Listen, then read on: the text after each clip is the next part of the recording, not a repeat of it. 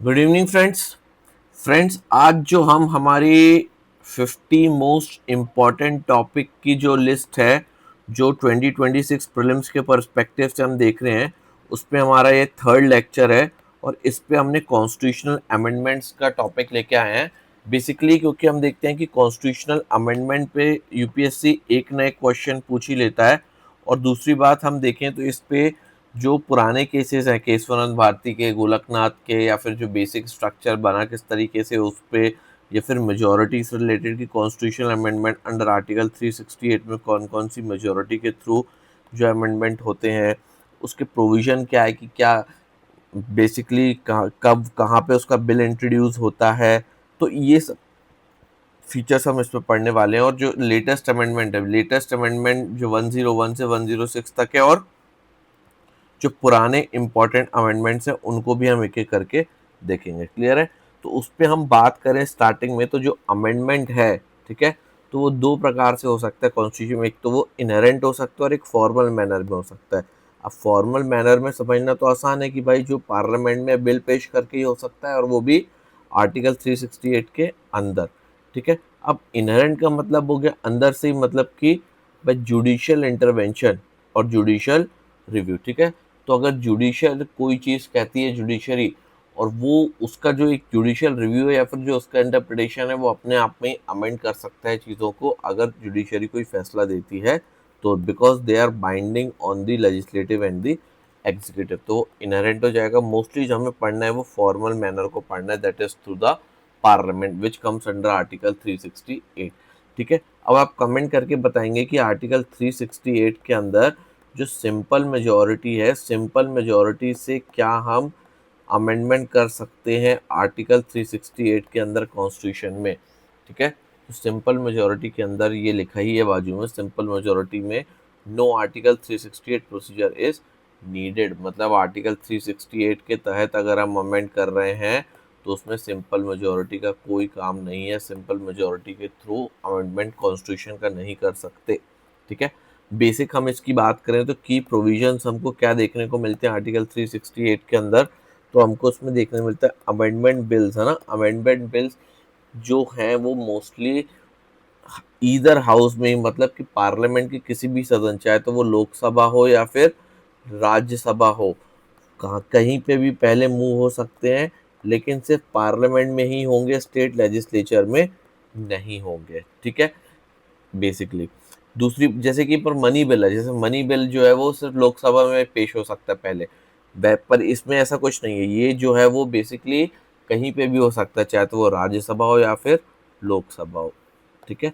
दूसरी बात, ये must be pass by both Lok Sabha and Rajya Sabha, दोनों स्पेशल मेजोरिटी से होना चाहिए। अब स्पेशल मेजोरिटी के भी अलग अलग प्रोविजंस हैं जिसको हम देखेंगे। ठीक है। तो स्पेशल मेजोरिटी को हम देखने वाले हैं, अलग अलग प्रोविजन क्या है। तो ये स्पेशल मेजोरिटी से होगा। और यहाँ पे जो स्पेशल मेजोरिटी कह रहा है वो बेसिकली एब्सल्यूट मेजोरिटी है। एब्सल्यूट मेजोरिटी का मतलब कि जो मेजोरिटी 50% एंड मोर। ठीक है। मतलब कि फॉर एग्जांपल 543 मेंबर्स है तो 543/2+1 दैट इज एब्सोल्यूट मेजोरिटी। इसके साथ एक और कंडीशन देखने को मिलती है, that is 2/3 member present and voting. ठीक है। फॉर एग्जांपल अगर 300 लोग मौजूद हैं तो 200 लोग उसके फेवर में होने चाहिए, तभी वो 2/3 वाली मेजोरिटी होगी। ठीक है। तो इस तरीके का स्पेशल मेजोरिटी अमेंडमेंट के लिए स्पेशल मेजोरिटी चाहिए होती है। ठीक है। और इसमें प्रेसिडेंट को असेंट देना ही होता है, वो रेफ्यूज नहीं कर सकते। ठीक है। एक ये चीज़ है। अच्छा, इसमें एक और चीज़ कि आर्टिकल 368 को प्रेसिडेंट के पहले पूछ के प्रेसिडेंट से लाना होता है कि नहीं, इसमें प्रेसिडेंट को पूछने की ज़रूरत नहीं पड़ती। ठीक है। डायरेक्टली आप इंट्रोड्यूस कर सकते हैं और प्रेसिडेंट को असेंट देना ही होगा, वो रेफ्यूज़ नहीं कर सकते।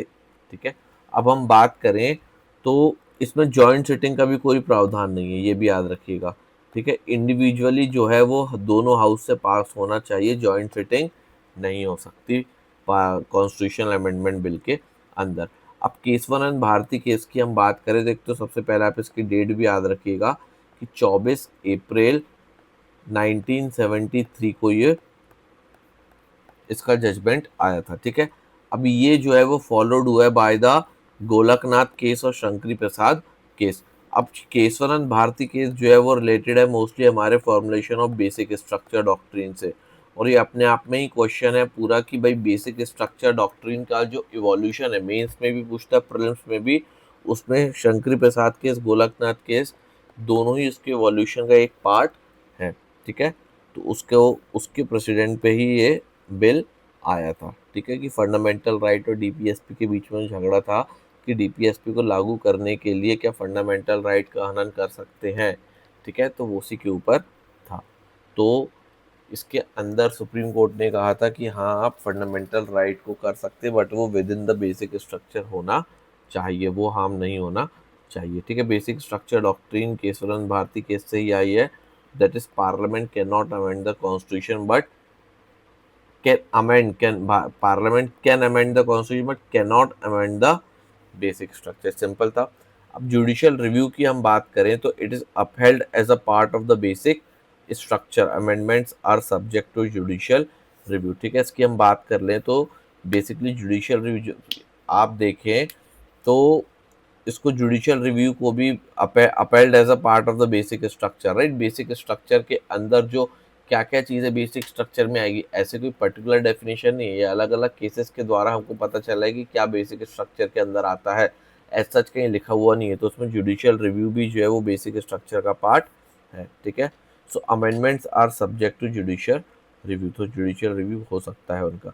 Next is fundamental right can be, इस केशवनंद भारती केस में बोला गया था फंडामेंटल राइट अमेंड कर सकते हैं बट बेसिक स्ट्रक्चर के अंदर होना चाहिए। उसके एवोल्यूशन में ही 24th अमेंडमेंट एक्ट 1971 में आया था, upheld the parliament's power to amend any part of the constitution. ठीक है, 24वें अमेंडमेंट में सरकार ने कहा था मोस्टली पार्लियामेंट में कि भाई वो किसी भी कॉन्स्टिट्यूशन के आर्टिकल को जो है वो अमेंड कर सकती है, तो उसने सही ठहराया था सुप्रीम कोर्ट में, लेकिन एक लक्ष्मण रेखा खींच दी थी कि भाई वो within the basic structure होना चाहिए, मतलब बेसिक स्ट्रक्चर को हार्म नहीं करना चाहिए। ठीक है, तो वही 25th कॉन्स्टिट्यूशन अमेंडमेंट एक्ट में भी पहले वाला जो पॉइंट था कि आप किसी भी आर्टिकल को जो है वो ओवर ब्रिज कर सकते हैं, मतलब उसमें चेंजेस आप कर सकते हैं, अमेंड कर सकते हैं। ठीक है, तो इसके पहले पार्ट को जो है वो मान्यता दी गई, जैसे कि आप डीपीएसपी लागू करने के लिए, और डीपीएसपी खासकर उस समय 39B और C की बात हो रही थी। ठीक है, and second component which limited the judicial review was struck down, right. तो जो सेकेंड कंपोनेंट है 25th कॉन्स्टिट्यूशन अमेंडमेंट का कि भाई वो आपके जुडिशियल रिव्यू को लिमिट करने की कोशिश कर रहा था, तो उसको सुप्रीम कोर्ट ने खारिज कर दिया। ठीक है, दूसरी बात हम बात करें तो इसके मेजॉरिटी की, तो आर्टिकल 368 के अंदर हम बात कर ले सिंपल मेजॉरिटी नहीं आती है। ठीक है, मोस्टली अब इसमें आप देखें तो स्पेशल मेजॉरिटी के आपको कुछ टाइप मिलेंगे। ठीक है, तो सिंपल मेजॉरिटी के बाद एक एब्सोल्यूट मेजॉरिटी हो गई। अब एब्सोल्यूट मेजॉरिटी मतलब क्या है कि जितने मेंबर हैं उसका हाफ। ठीक है, एब्सोल्यूट मेजॉरिटीज जैसे 543 मेंबर है तो 543 divided by 2 is absolute majority. अब इफेक्टिव मेजॉरिटी की हम बात करें तो ये क्या होता है, अफेक्टिव मेजॉरिटी जो है वो स्पीकर और डेप्टी स्पीकर को हटाने में काम आती है। इफेक्टिव मेजॉरिटी का मतलब है कि जैसे 543 सीट्स हैं टोटल, तो 543 सीट्स में से जितने लोगों की सीट जैसे कि वैकेंट है, वैकेंट किसी भी कारण से हो सकती है, जैसे कि किसी की डेथ हो गई है, तो किसी ने रिज़ाइन कर दिया है, तो अब 10 सीट अगर ऐसी खाली है तो 543 माइनस 10 हो जाएगा, मतलब 533/2 + 1। ठीक है, तो इफेक्टिव का मतलब वही हो गया कि भाई पूरी तो होना, बट पूरी में अगर कोई खाली है तो उसको काउंट नहीं करेंगे, ये इफेक्टिव हो गई। अब जब स्पेशल मेजोरिटी की बात आती है तो स्पेशल मेजोरिटी क्या है, majority of total membership. Total membership मतलब ये एब्सोल्यूट मेजोरिटी हो गई, तो total membership plus 2/3 of the present in voting, ये स्पेशल मेजोरिटी है, और मोस्टली चेंजेस कॉन्स्टिट्यूशन में इसी के थ्रू होते हैं। ठीक है, मेजोरिटी ऑफ द तो मतलब 543 डिवाइडेड बाय 2 + 1, एक तो ये हो गया कंडीशन। दूसरी कंडीशन जितने मेंबर प्रेजेंट हैं, जैसे कि 500 लोग प्रेजेंट हैं तो 500 के 2/3 आपके उसमें फेवर में होने चाहिए। ठीक है, इसमें जैसे कि हम बात कर रहे हैं तो फंडामेंटल राइट्स और डीपीएसपी आता है। अब ऐसे कई चीज़ें हैं जो स्टेट रेटिफिकेशन के साथ होगी। ठीक है, तो ये वाली कंडीशन इसमें कंटिन्यू रहेगी लेकिन साथ ही साथ स्टेट का भी रेटिफिकेशन चाहिए, मतलब हाफ ऑफ द स्टेट, पूरे नहीं हाफ। अब जैसे 28 स्टेट्स हैं तो 14 स्टेट अगर सिंपल मेजोरिटी के साथ भी उस बिल को हामी भर देते हैं तो वो पास हो जाएगा। अभी इसमें कौन से प्रोविज़न आते हैं, फॉर एग्ज़ाम्पल प्रेसिडेंट के इलेक्शन से, सुप्रीम कोर्ट से, डिस्ट्रीब्यूशन ऑफ पावर से, जहाँ पे डायरेक्टली स्टेट भी इन्वॉल्व है, वो चीज़ें यहाँ पे आएंगी। ठीक है, अब इसके फीचर क्या हैं? एक तो फ्लेक्सिबिलिटी है, तो डिफरेंट की जो कॉन्स्टिट्यूशनल अमेंडमेंट बिल है वो फ्लेक्सिबल है कि हम उसको चेंजेस कर सकते हैं। ठीक है, इतना रिजिड नहीं है जितना कि आपको यूएस में देखने को मिलता है। ठीक है, लेकिन सेफगार्ड की हम बात कर रहे हैं, स्पेशल मेजोरिटी या स्टेट रेटिफिकेशन है तो कोई दिक्कत परेशानी नहीं है, कोई चीज़ें आसानी से हो सकती हैं वो स्पेशल मेजोरिटी के साथ। अगर जहाँ पे स्टेट का रोल है तो वहाँ पे मेजोरिटी का प्रोविज़न चेंज हो जाता है। और जुडिशियल रिव्यू तो बेसिक स्ट्रक्चर का पार्ट है ही है, तो कोई दिक्कत की बात नहीं। ये फीचर्स हमको देखने को मिलते हैं कॉन्स्टिट्यूशन अमेंडमेंट में। अब हम बात कर लेंगे कुछ इंपॉर्टेंट कॉन्स्टिट्यूशन अमेंडमेंट की, जिसमें खासकर अभी एक क्वेश्चन 2 साल पहले पूछा था 44th कॉन्स्टिट्यूशनल अमेंडमेंट एक्ट के बारे में। ठीक है, तो वो इम्पोर्टेंट था, जैसे राइट टू प्रॉपर्टी इसके अंदर इसके थ्रू हुआ था। अब फर्स्ट अमेंडमेंट एक्ट की हम बात करें तो it restricted the freedom of speech and abolish zamindari. तो दो चीज़ याद रखिएगा कि फंडामेंट मतलब कि एग्जीक्यूटिव की सुनी गई थी पहले कॉन्स्टिट्यूशन अमेंडमेंट एक्ट में, और माना गया था कि भाई फंडामेंटल राइट को चेंज बदलने के लिए आप कॉन्स्टिट्यूशन में बदलाव कर सकते हैं। ठीक है, ये चीज़ कही गई थी। ठीक है, और दूसरा अबॉलिशन ऑफ ज़मींदारी भी इसी के अंदर किया गया। तो अब सेवन्थ कॉन्स्टिट्यूशन अमेंडमेंट जो है वो reorganisation of states on the language basis है मोस्टली। खासकर तो हम देखते हैं कि यहाँ पे सेवन्थ कॉन्स्टिट्यूशन में 12 नए स्टेट जो है वो आपको देखने को मिले थे। तो सेवन्थ कॉन्स्टिट्यूशन अमेंडमेंट याद रखिएगा।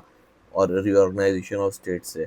24th अमेंडमेंट एक्ट हमने अभी देखा था कि it allowed the parliament to amend any of the constitution act, किसी भी पार्ट के कॉन्स्टिट्यूशन को 24th आर्टिकल के अंदर अमेंड कर सकते हैं।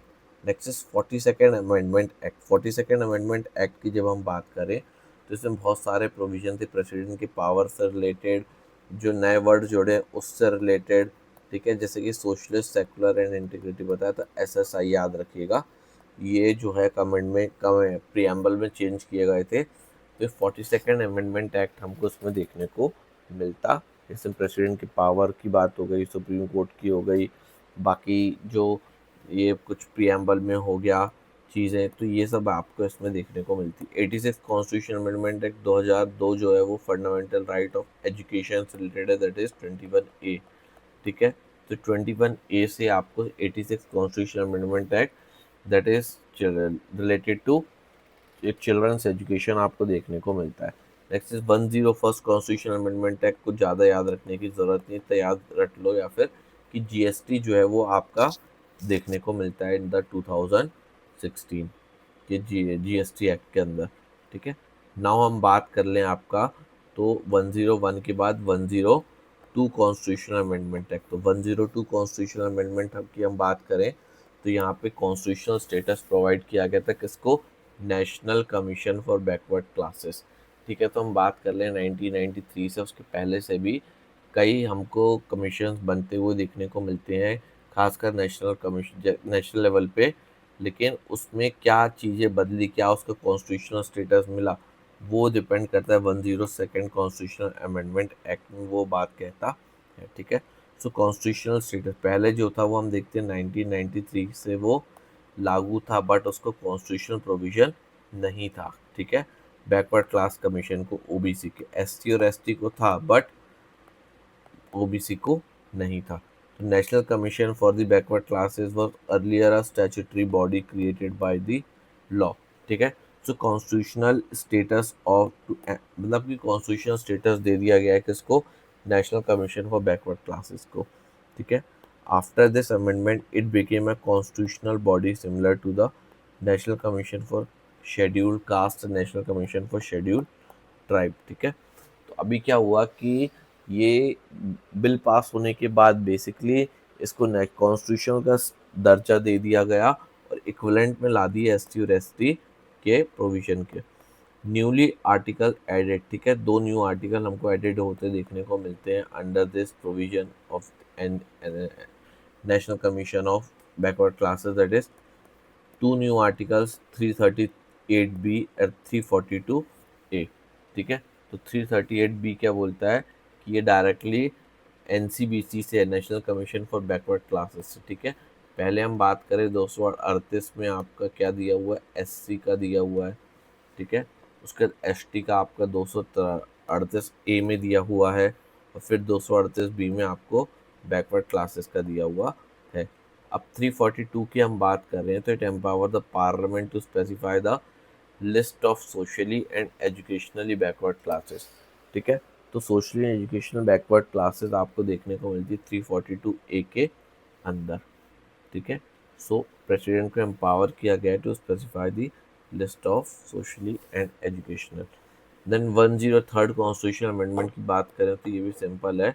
इसमें EWS को रिजर्वेशन प्रोवाइड किया गया था, that is 10% of reservation EWS को प्रोवाइड किया गया था, ठीक है। देन नेक्स्ट हम इसमें बात करें गवर्नमेंट जॉब एजुकेशनल इंस्टीट्यूशन, ये हमको देखने को मिलता है, गवर्नमेंट जॉब एजुकेशनल इंस्टीट्यूशन सारी चीज़ें। इसके अलावा हम बात कर लें तो 103rd constitutional amendment act which is related to giving 10% reservation to ECBC, है ना। मोस्टली इसका याद रख लीजिए 103 मतलब 10% of 10% of EWS, 10% of election commission, election 10% economically weaker section, that is EWS is economically weaker section. अब कहाँ कहाँ पे, गवर्नमेंट जॉब में, पब्लिक इंस्टीट्यूशन में, the reservation is not, this reservation is for people not covered under the existing reservation of SC ST and OBC, ठीक है। तो ये रिजर्वेशन उन पे लगेगा जो कहीं पे ऑलरेडी एग्जिस्ट नहीं करते हैं पर्टिकुलर अमेंडमेंट पे। अब इसके मेन प्रोविजंस की बात करें EWS के इकोनॉमिकली वीकर सेक्शन के, तो it provide 10% reservation to the economic section, economically weaker section of the general category, ठीक है।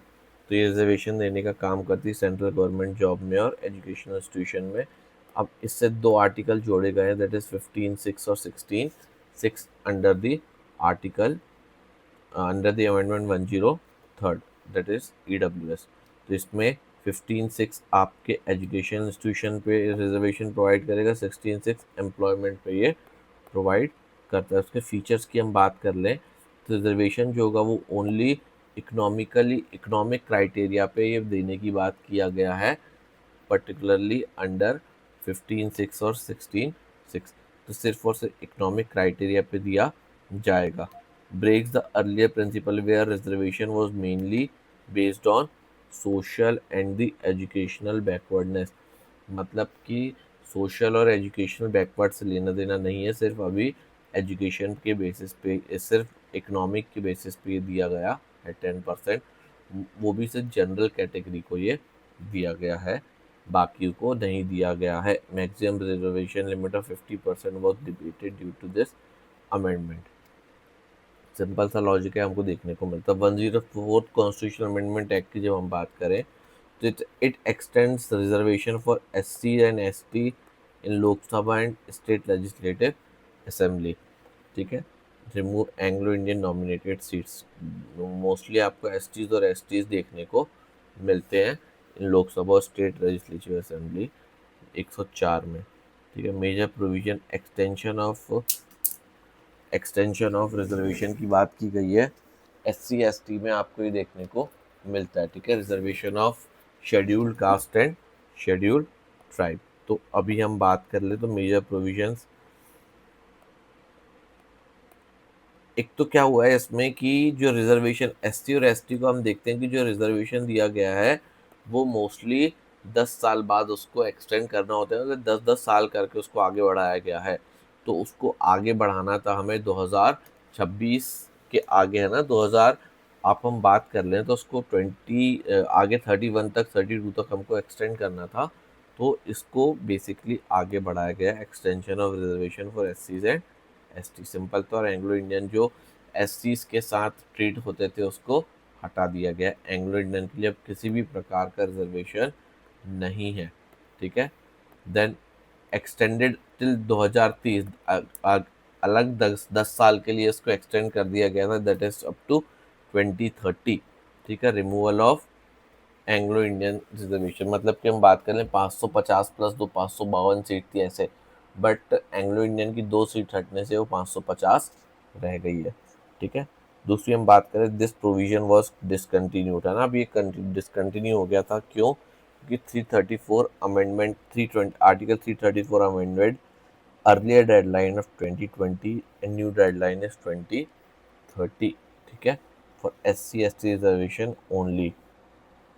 इसके अलावा हम बात करें तो 34 है, 334, वो उसकी दरमियाँ जो है वो 2030 तक बढ़ा दी गई है, और ये सिर्फ SC ST के रिलेटेड बात करता है, OBC के बारे में बात नहीं करता है। Nomination provisions remove. ठीक है, तो एंग्लो इंडियन का जो नॉमिनेशन की था उसको ख़त्म कर दिया गया। 105th कॉन्स्टिट्यूशन अमेंडमेंट एक्ट की हम बात करें तो मोस्टली ये जो ऊपर की चीज़ थी जो रिस्टोर किया गया किसको, स्टेट के पावर को, ये सिग्निफाई करने के लिए, ये आइडेंटिफाई करने के लिए, लिस्ट को मेंटेन रखने के लिए कि socially and educationally backward class कौन है। ठीक है, ये पहले ये क्या हुआ था कि इसको बेसिकली स्टेट के पावर से निकाल के किसके हाथ में दे दिया गया था। मोस्टली हम बात कर लें तो रिलीजियस साइड पे उज्जैन, मतलब ये हमारे SC socially and educationally backward classes को था।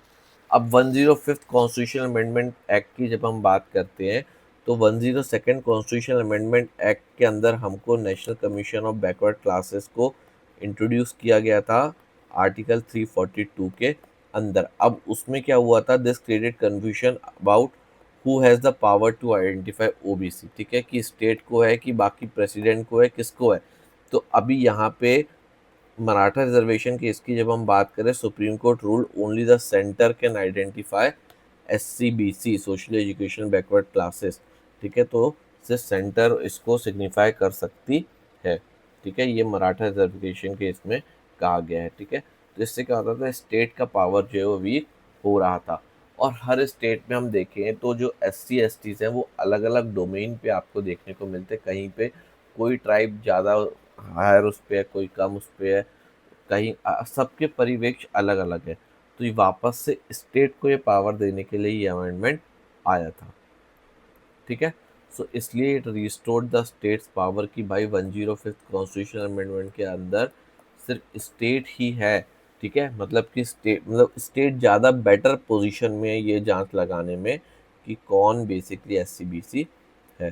देन हम बात कर लें तो कॉन्स्टिट्यूशनल चेंजेस की, तो इसमें 338B mostly national commission for backward classes. ठीक है, ये देखने को मिलता है। 42A का हम बात कर लें, 342A की, तो वो नेशनल इलेक्शन की हम बात कर लें तो 342A की, तो ये 338 जो है बेसिकली आपका नेशनल कमीशन पे, 342A जो है वो सोशल इकोनॉमी बैकवर्ड लिस्ट के लिए, और 366 जो है वो ये इनकी डेफिनेशन इसमें देखने को मिलती है।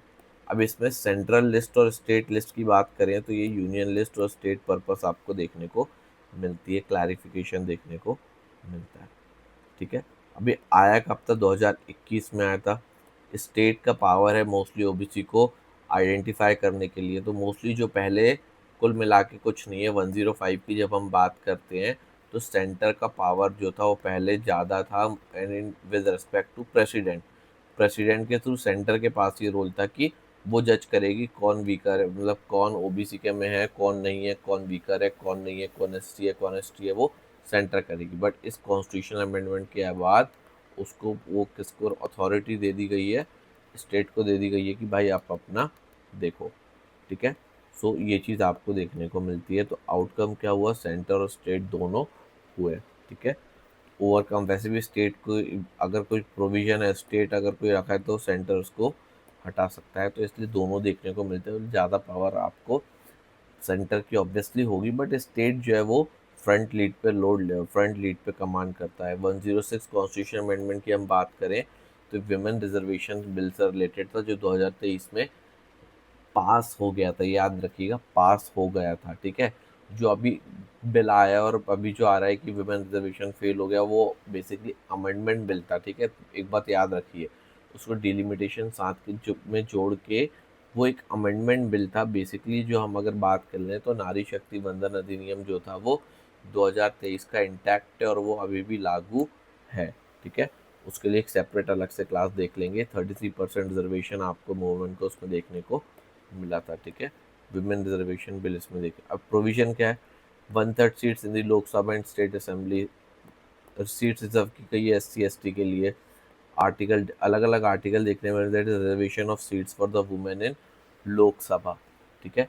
लोकसभा में आपको रिजर्वेशन ऑफ सीट्स देखने को मिलती है under article 330A। Then reservation of women in the state assembly 330A, 332A। तो ये जो है वो सेंटर पार्लियामेंट से रिलेटेड है, ये स्टेट से रिलेटेड है। और 334A जो है वो उसके ड्यूरेशन और इम्प्लीमेंटेशन प्रोविजन से रिलेटेड है, जो कि 15 साल के लिए हमको देखने को मिलता है, ठीक है। तो ये आप देख सकते हैं 2023 में आया था 33% रिजर्वेशन। कौन कौन से आर्टिकल चेंज होंगे, मोस्टली 330A होगा, 332A होगा, 334A होगा, ठीक है। ये संसद के लिए और ये बेसिकली स्टेट लेजिस्लेचर के लिए 15 साल के इसका ड्यूरेशन रखा गया है। और ये कब लगाने की बात हुई थी, 2023 में, ये सेंसस के बाद, ठीक है। कि भाई जो लेटेस्ट सेंसस होगा, लेटेस्ट सेंसस होने के बाद डिलिमिटेशन होगा और उसके बाद जो है वो आपके इस विमेन रिजर्वेशन को लागू किया जाएगा। ये 2023 के बिल में है। अब गवर्नमेंट चाहती है कि सेंसस तक हम नहीं रोक सकते, हम बेसिकली क्या कर रहे हैं, एक प्रोपोर्शनेट पे सीट बढ़ा देते हैं डिलिमिटेशन करके, और वो उसी सीट पे हम 2011 के सेंसस के अनुसार जो है वो रिजर्वेशन कर देते हैं। लेकिन डिलिमिटेशन करके ही करेंगे, उनका ऐसा कहना है कि बिना डिलिमिटेशन के हम विमेन रिजर्वेशन नहीं देंगे। मतलब मेल के जो सीट्स है वो कम नहीं होना चाहिए, विमेन के भले ही बढ़ जाए, ठीक है। तो ये उनका उद्देश्य आपको देखने को मिलता है। तो आज के इस लेक्चर में हम इतना ही देखते हैं। इसमें हम जो MCQs हैं वो MCQ की डिफरेंट सीरीज़ लेके आ रहे हैं, तो वहाँ आपको ऑलरेडी मिल जाएंगे। इस लेक्चर के PDF के लिए आप नीचे दिए गए डिस्क्रिप्शन में टेलीग्राम ग्रुप को ज्वाइन कर सकते हो। कुछ पूछना हो आपको तो वहाँ पे, और नहीं तो फिर व्हाट्सएप नंबर दिया हुआ है, आप उसमें कनेक्ट कर सकते हैं, ठीक है। नेक्स्ट लेक्चर में हम और इम्पोर्टेंट टॉपिक लेके आएंगे, ठीक है। तब तक के लिए रिवाइज